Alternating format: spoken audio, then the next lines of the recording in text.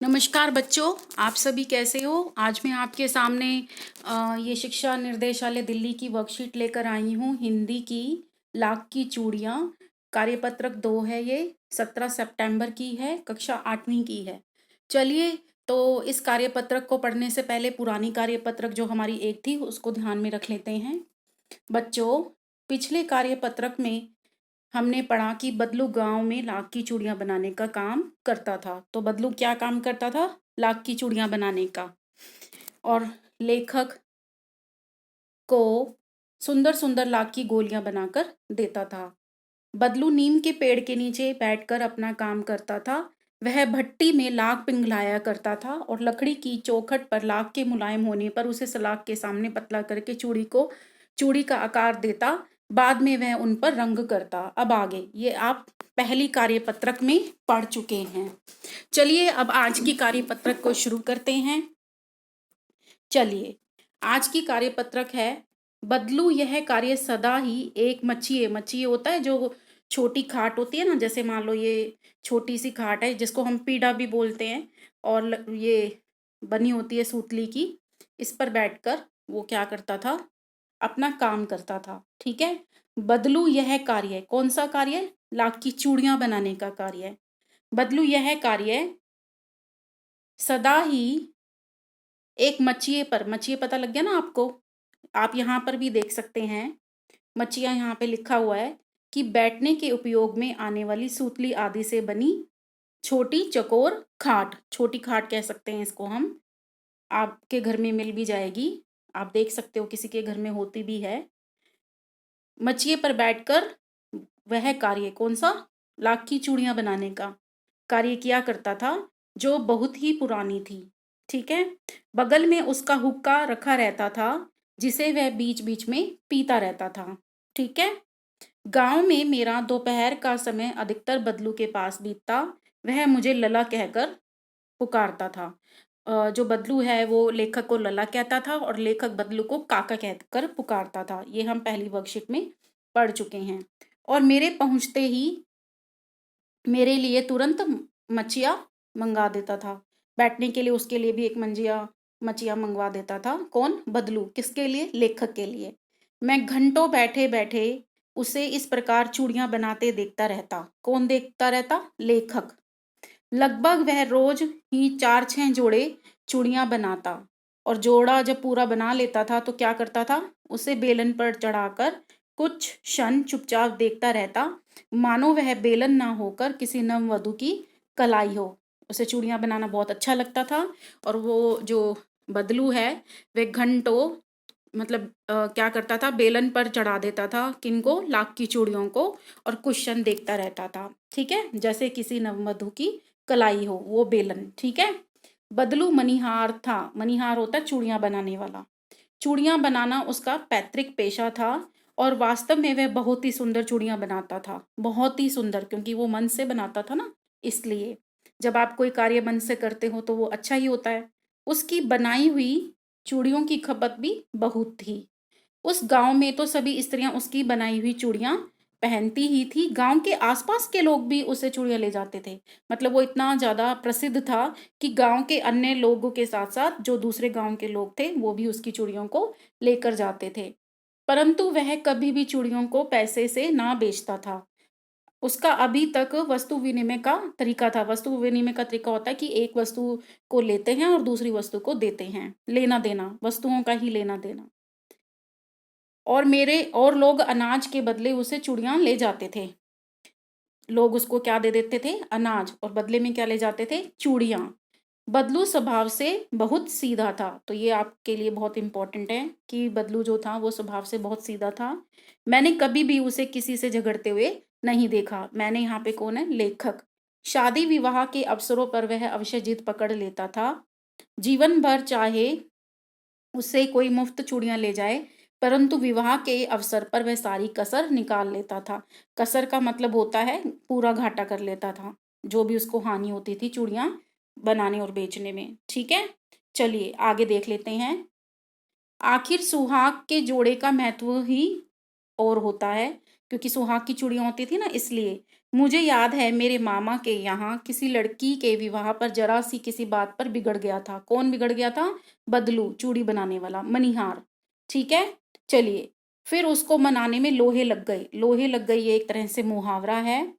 ठीक है, आपको ये भी याद रखना है कि इसमें कौन कौन से मुहावरे का प्रयोग हुआ है। ठीक है, विवाह में इसी जोड़े का मूल्य इतना बढ़ जाता था कि उसके लिए उसकी घरवाली को सारे वस्त्र मिलते थे, ढेरों अनाज मिलता था, उसको अपने लिए पगड़ी मिलती थी और रुपए जो मिलते सो अलग।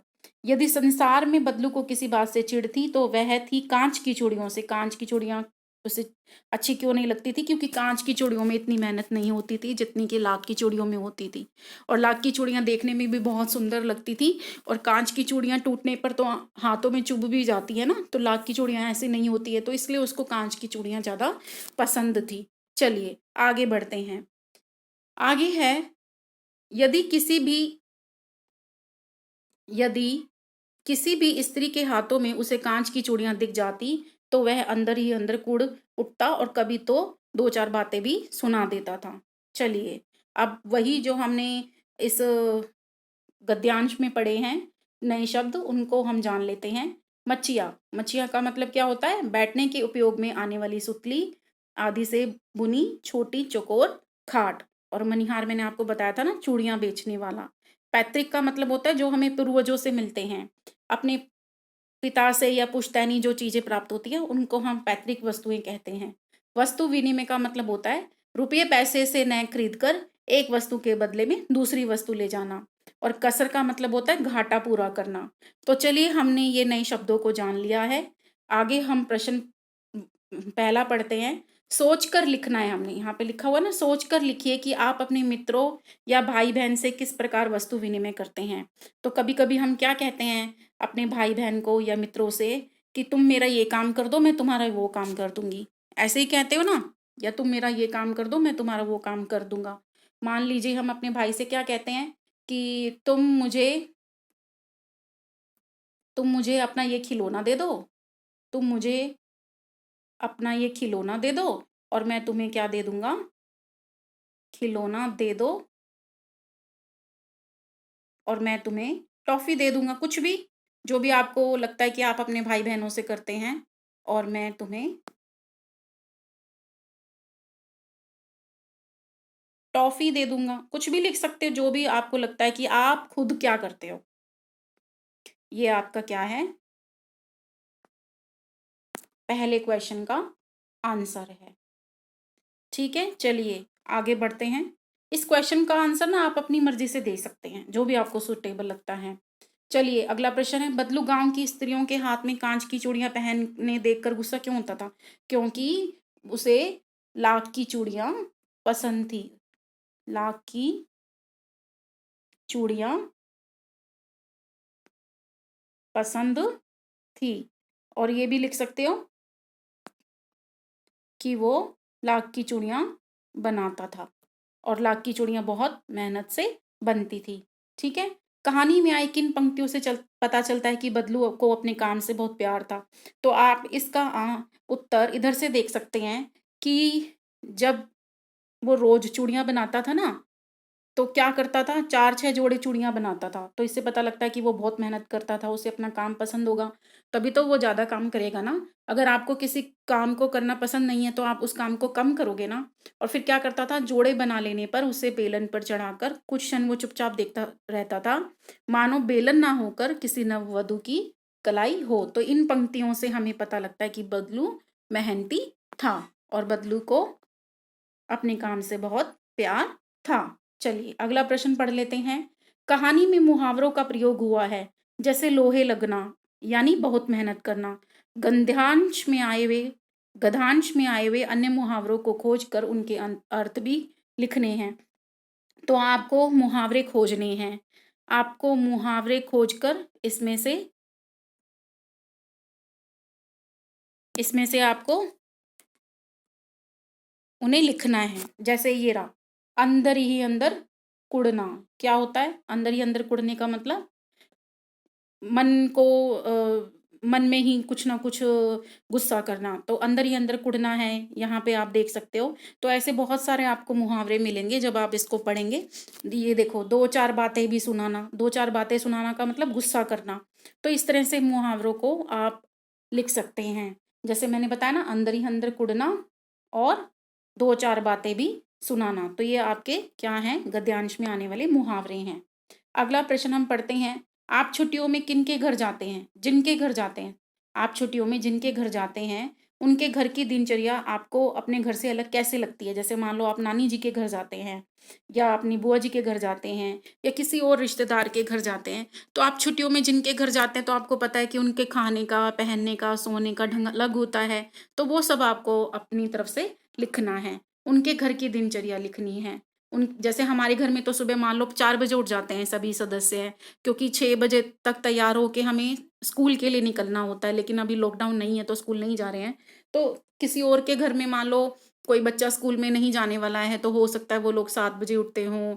या कुछ लोगों के घर में डोसा इडली, साउथ इंडियन अगर फैमिली है तो उनके घर में डोसा इडली बनता है, और अन्य घर जाते हैं तो सुबह ब्रेकफास्ट में परांठे खाते हैं, या कोई टोस्ट खाते हैं। तो बहुत सारी चीज़ें हो सकती हैं। तो इस क्वेश्चन को आपने अपने आप से करना है।